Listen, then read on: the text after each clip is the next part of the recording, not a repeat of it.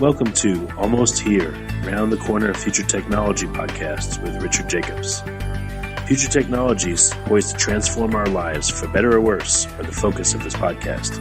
Almost here means these technologies are now here and starting to be used, or just around the corner, from Bitcoin to artificial intelligence, 3D printing, blockchain, virtual reality, and more.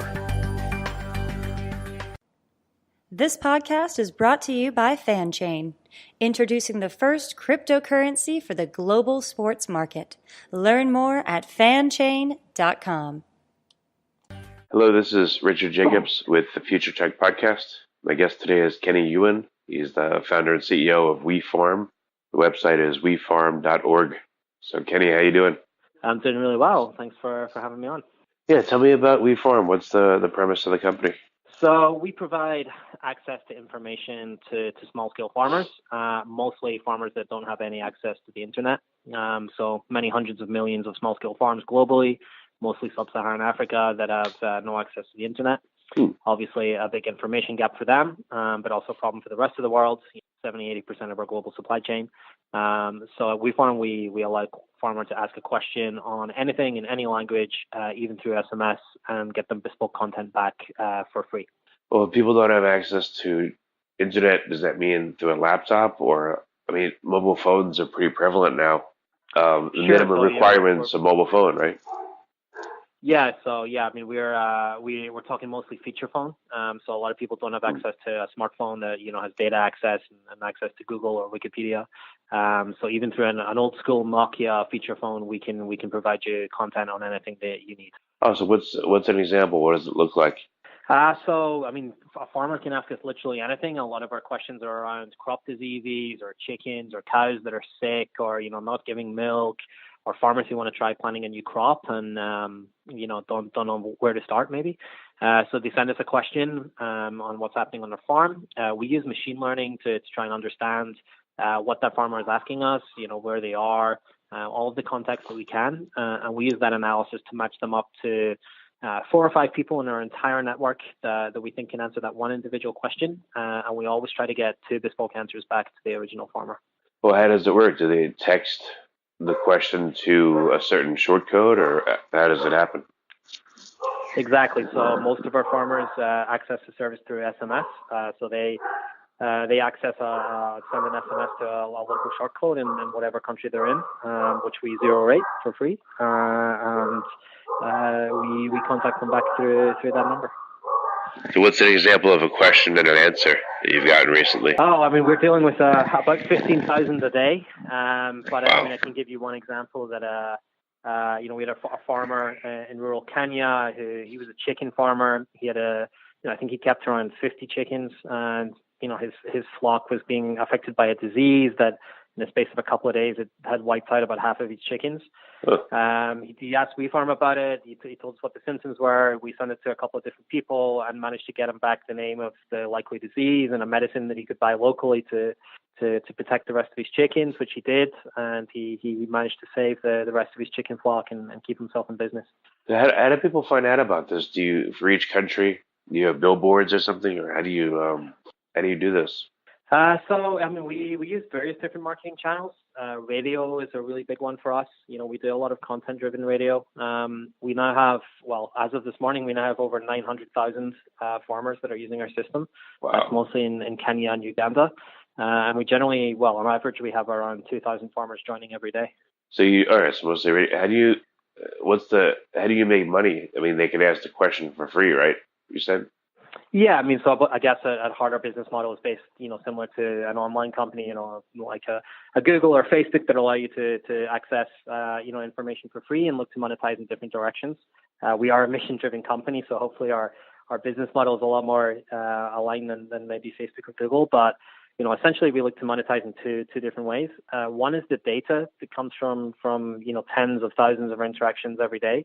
So looking into patterns in the agricultural supply chain, disease patterns, ripening periods, drought, things that are valuable to the multinationals, the governments that manage the supply chain. And the other side is also providing services and products to farmers themselves. So, a lot of the content we get from farmers is them looking to buy and sell things. That's everything from looking to trade a cow or buy a cow from a farmer up the road, right through to taking a loan or insurance for their farm, or buying fertilizer for the season. We help to connect them to good quality services, and take a commission obviously from each transaction that we process through the system. So effectively looking to build a marketplace on top of our platform. Huh. So what percentage of your farmers have feature phones versus ones with data? So the overwhelming majority is on feature phone at the moment. Probably around 15% of the farmers will have a smartphone. But actually most of those are still using it as a feature phone because data is very expensive. So we're probably seeing a very small minority, probably less than 5%, that have regular access to regular internet. So how many back and forths are there on average when someone asks a question, and how long does it take to answer it on average? So right now, we're on the average day processing something in the region of 15,000 questions and answers now. And our median time to answer those questions is now around 13 minutes, which with no internet and many languages that no one else is working in. We're pretty proud of that. But obviously always trying to get better. That's amazing. How many back and forths, again, until you answer a question typically? Do they ask follow-up questions or? Yeah, that's features that we're we're adding to the system as we grow. So we're now working on the opportunity for farmers to be able to get into conversations as well as just ask questions. And actually building peer-to-peer connections. So maybe your question's been answered by somebody up the road, and you feel that they're really knowledgeable in a particular subject. Maybe you want to direct a follow-up question specifically to them. Starting to add that kind of functionality to the system. And make it richer experience than just a purely back and forth question and answer. Although we always have to remember that, when we're communicating largely through SMS, we have to keep our products super simple, super elegant, because it's really hard to explain complex functionality to, firstly to, I guess, semi-technology literate people, but also purely through an SMS, it's very difficult to explain a complicated feature, which it keeps us very disciplined in the way we build product. I guess you could do it where you have a decision tree. Someone asks a question, and you could say, "All right, are the chickens brown or white?" Press 1 for brown, 2 for white, or 3 for other. You could do stuff like that, I guess. Have you had to develop your own style of communication to make this work? Yeah, sure, of course, and largely we try to use machine learning as much as we can to kind of try to mitigate the need to have that kind of level of back and forth. So a lot of what we're looking at with our machine learning is identifying intent and looking around the keywords to actually decipher what is the farmer trying to tell us, and what is the likely disease or animal that this question is about, even if they're not specifically telling us. So how can we infer, maybe from this user's past questions, maybe from other content in their question, all of the things that we can try to identify from that, which we're getting pretty good at. A lot of our, we've raised a couple of rounds of investment, and a lot of the money we raise goes into really building kind of sophisticated data science behind our product that allows us to be able to, communicate with a lot of simplicity, but have a lot of rich functionality behind that. Huh. And how many languages do you support with the machine learning, or in general? So quite a lot. We're actually the only people in the world, I think, developing natural language processing and machine learning in a couple of different African languages, such as Rwanda and Luganda in Uganda. So we support both of those languages. We also work in Swahili, English, obviously, in East Africa. The system works in French and Spanish. Looking at the future of where we might want to expand to, and over the next 18 months to 2 years, we're interested in adding a huge amount more language functionality to the system. That's amazing. Huh. How did you get into this? How did you decide that you wanted to do it, and what's the history in your background?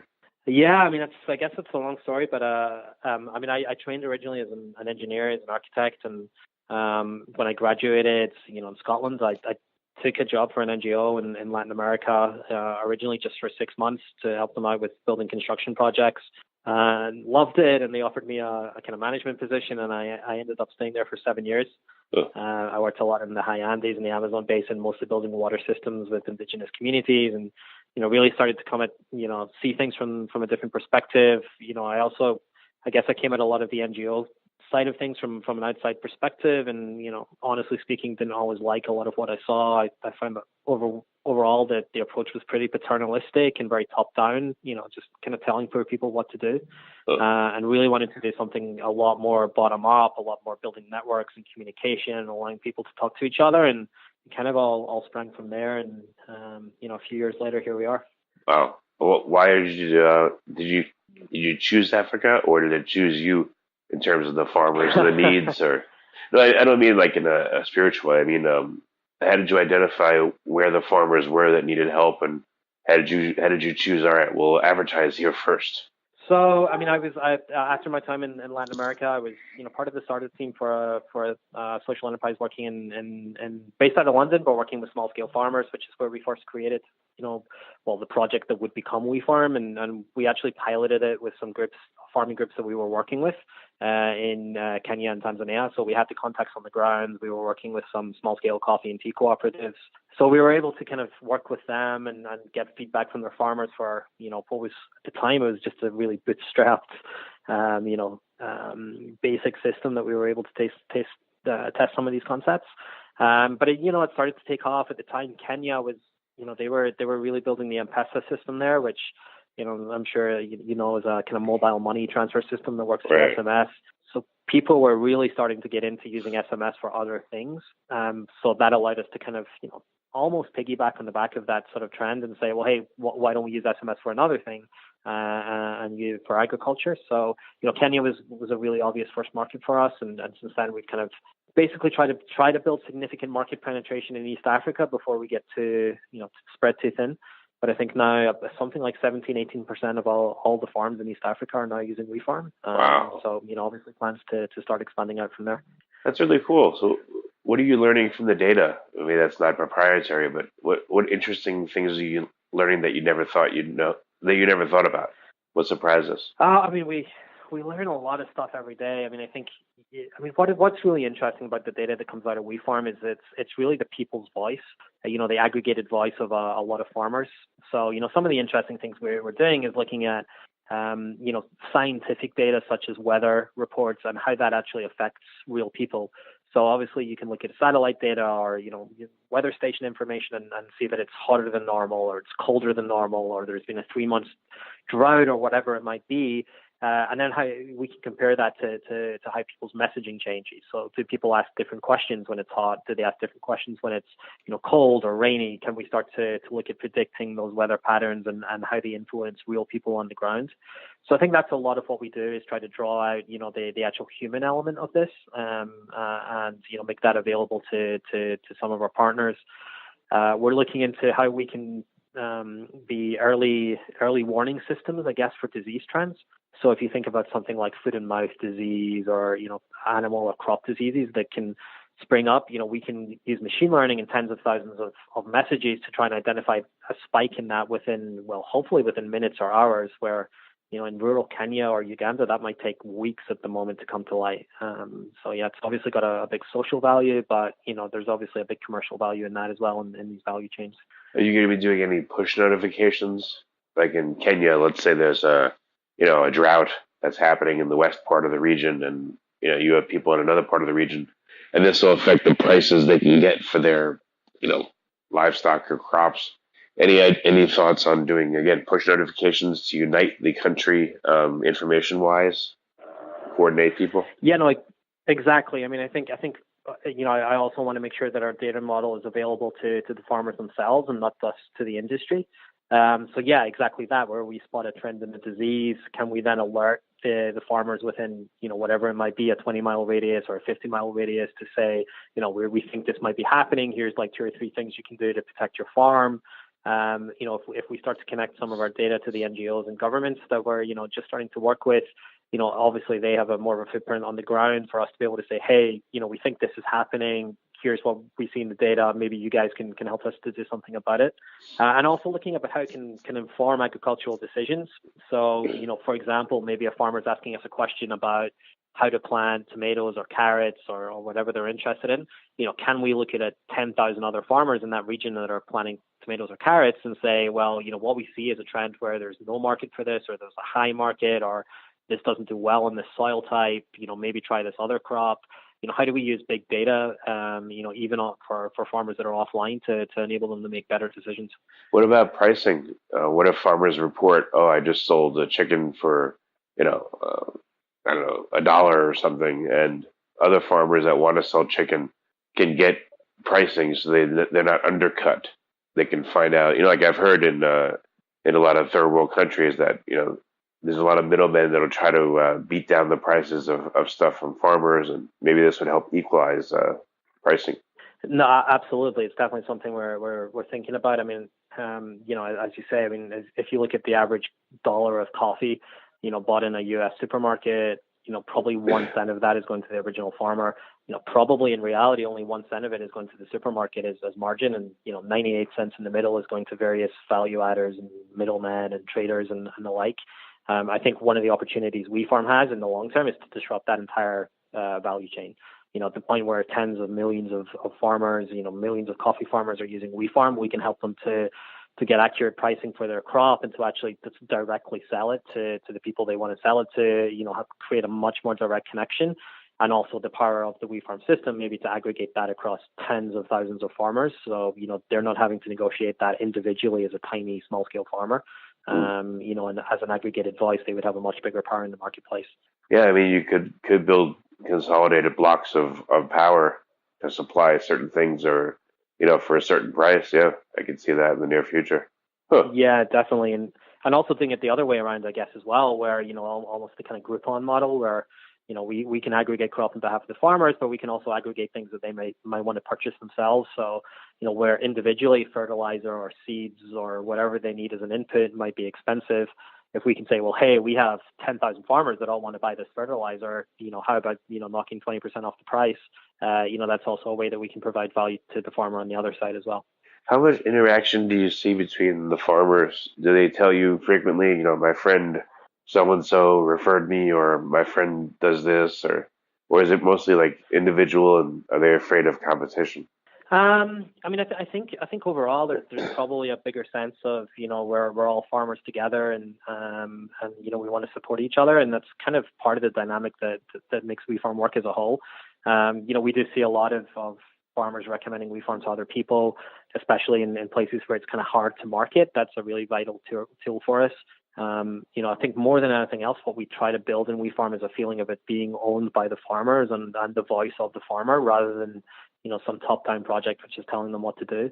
So that whole dynamic of farmers talking to each other is really the heart of our brand. This is a really cool project. Very, very interesting. Awesome. Thank you. Yeah. So what's next? What's going to happen over the next year? What big projects are you working on, or where is this going? So, I mean, we managed to raise a really great seed investment round that was, led by True Ventures in Silicon Valley a few months ago. We got personal checks from like Nicholas Enstrom and Matt Mullenweg, and so we're, really looking to turn Wefarm into, we're aiming for being a global business to build an ecosystem for small scale agriculture everywhere.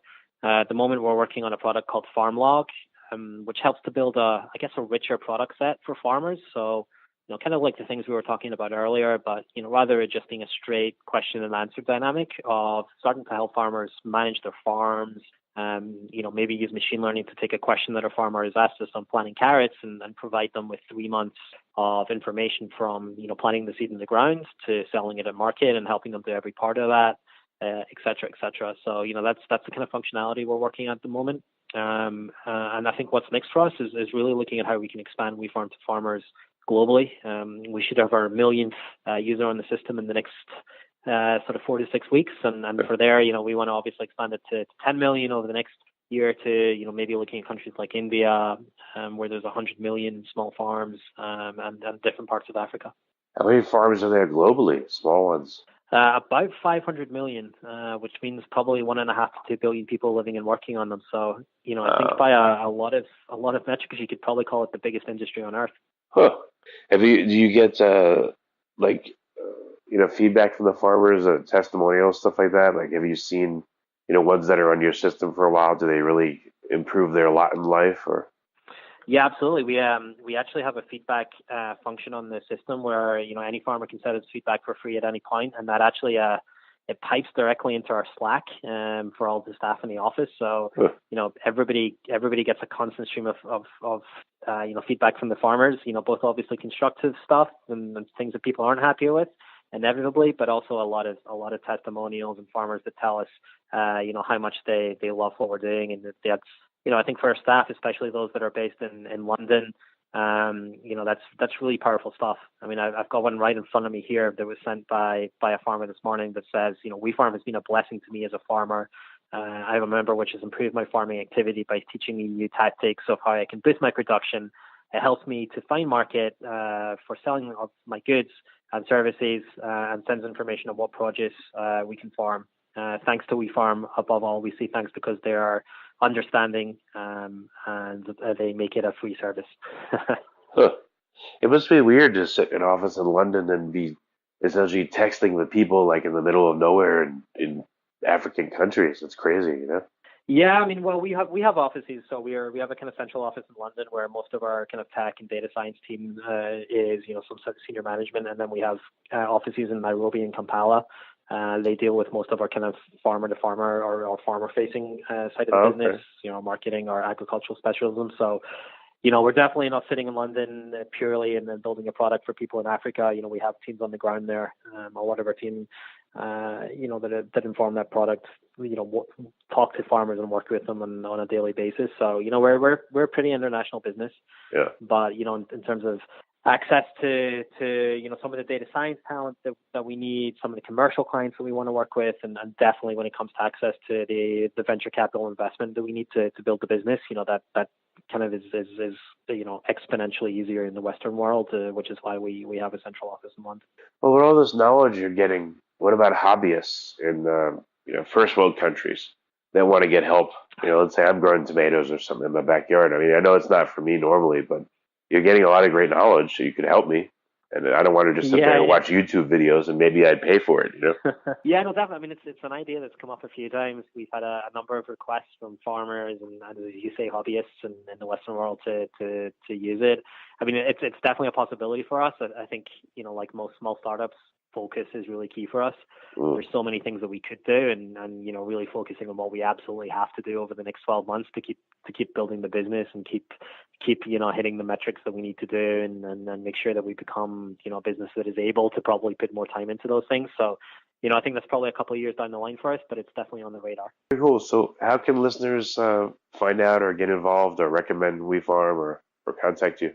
So yeah, I mean, we have a website at www.wefarm.org.